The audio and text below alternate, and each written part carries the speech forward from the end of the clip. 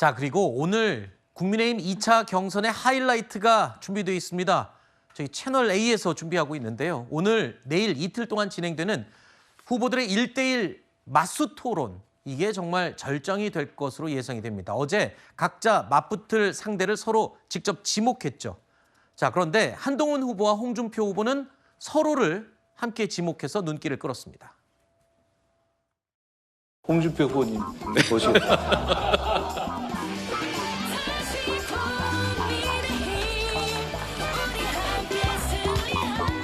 우리는 경선에서 치열하게 토론하면서 국민들의 관심을 끌어야 합니다. 저도 지목하겠습니다. 한동훈 후보를 지목하겠습니다. 예. 여러분. 옆에 앉아가지고 아무래도 나를 지목하는 사람이 없을 것 같은데 어떻습니까? 같이 서로 지목하자. 저희가 할 말이 많죠. 네. 홍 후보님, 한 후보님 칭찬 좀 해주시죠. 똑똑하죠. 그리고 잘생겼고. 매력 있는 분이시고 저분이 저런 분이었나 하는 생각을 할 정도로 좋은 말씀 많이 해주셔서 그래도 근데 누가 그러더라고요. 그럴 때 긴장해야 된다고. 네, 알겠습니다. 장난꾸러기 같죠? 자, 오늘과 내일 이틀 동안 오후 4시에 채널A에서 생중계됩니다. 1대1 맞수 토론, 독특한 진행 방식이죠. 토론당 80분씩 진행이 되는데 두 번이나 지목당한 한동훈 후보 본인이 이제 지목한 목까지 합하면은 3번의 토론을 하게 됩니다. 총 240분 동안 토론이 벌어지는데요. 자, 한동훈 후보와 홍준표 후보는 서로를 지목할 거라고 저희 뉴스에일 라이브에서 바로 전날 예상을 했습니다. 서로가 서로를 기다리고 있을 것이다 예상을 했었는데, 자, 여기 대변인 두 분께서는 일단 당 내에서의 어떤 입지 때문에, 위치 때문에 사심이 들어갈 수 있을 것 같아서 진짜 관전을 하실 우리 박성민 최고의 입장을 듣겠습니다. 자, 관전 포인트 뭘로 보고 계세요? 일단 기본적으로 저는 이 한동훈 후보의 개인기가 홍준표 후보에게는 잘 통하지 않을 것이다라는 생각을 갖고 있습니다. 아, 그래요? 그러니까 이른바 정치구단 홍준표와 정치초보 한동훈의 맞대결로 저는 보고 있는데, 사실 한동훈 후보의 강점이라고 하면 말도 굉장히 빠르시고 또 논리적으로 이제 상대를 비판하는 그런 날카로운 말하기를 잘하시는 분이거든요. 근데 홍준표 후보 같은 경우에는 굉장히 좀 느슨한 듯하면서도 상대의 허를 찌르는 공격. 사실은 지난번에 좀 무례한 질문이다라고 지적을 받기도 했지만 가짜 머리 논란이라든지 아니면 보정 속옷 논란이라든지 키 높이 이런 이야기를 꺼내시면서 사실은 메시지로는 비판을 받았지만 화제 자체는 많이 만들어냈거든요. 관심은 많이 끌었잖아요. 그렇습니다. 네. 그러니까 그런 전략을 또다시 구사할 것 같다. 아마 네. 한동훈 후보는 어떤 불법 계엄이나 이 탄핵 관련해서 입장을 집요하게 파고들겠지만 정치구단 홍준표가 그것을 능수능란하게 넘어갈 가능성도 높기 때문에 두 사람 사이에 어떤 내용 있는 토론보다는 사실은 상호 간의 어떤 말싸움이 좀 오가지 않을까라는 생각이 듭니다. 알겠습니다. 과연 홍준표 후보가 또 지난번처럼 강한 어조의 말을 할지, 글쎄요, 그때 좀 비판을 받아서 수위 조절을 할 것 같은 느낌도 들고요. 오늘 오후에 직접 확인하시기 바랍니다. 저희 채널A에서 생중계됩니다. 자, 국민의힘 경선 4강에 진출하면서 파란을 일으킨 안철수 후보, 지목받지 못한 만큼 한 번만, 본인이 지목한 기회 한 번만 토론에 참여하게 됩니다. 그런데 이런 부분들에 대해서도 후보들 간의 신경전이 뜨겁습니다.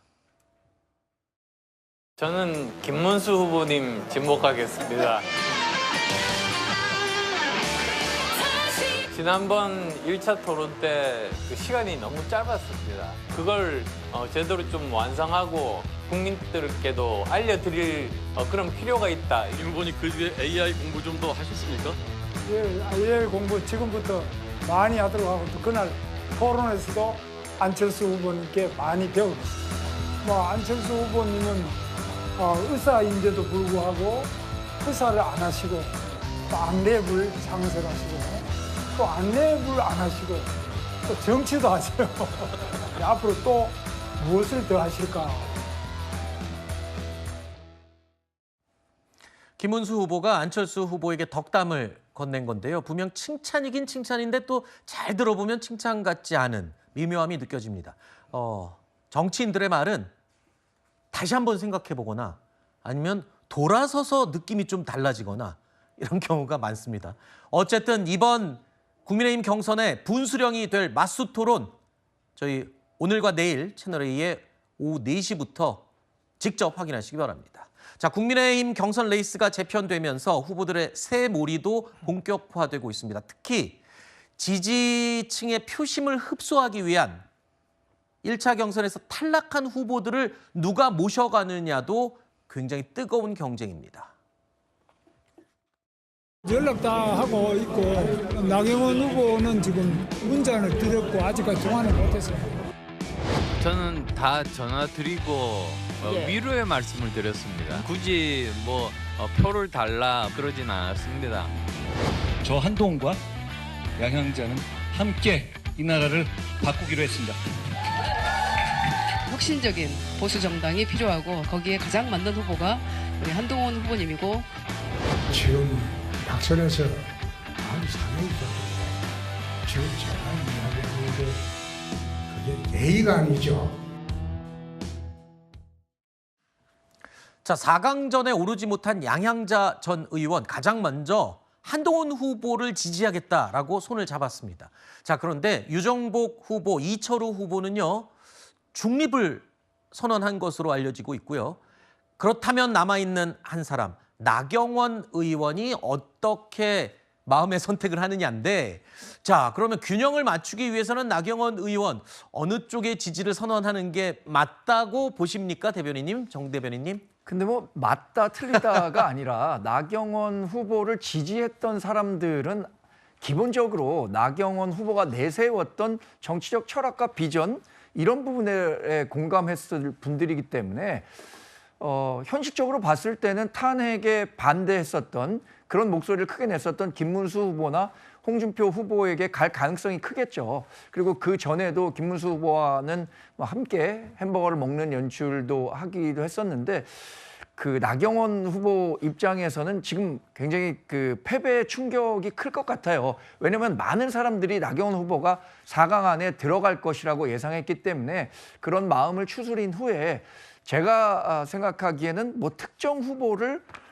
먼저 지지한다고 하기에는 여러 가지 어려움이 있지 않겠습니까? 네. 그래서 조용히 결과를 기다려보지 않을까 싶습니다. 다만 네. 나경원 후보를 지지했던 사람들의 기본적인 지지 성향이 있었기 때문에 네. 알아서들 찾아가시겠죠. 네.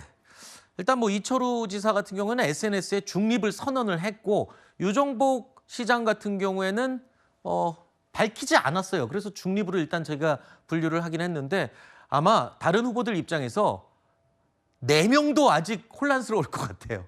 2명으로 정리된 다음에 좀 지지 선언을 하는 게 더 명확하지 않을까. 그래서 마음을 지금 빨리 보이지 않고 있는 건 아닌가, 이런 짐작도 가능하네요.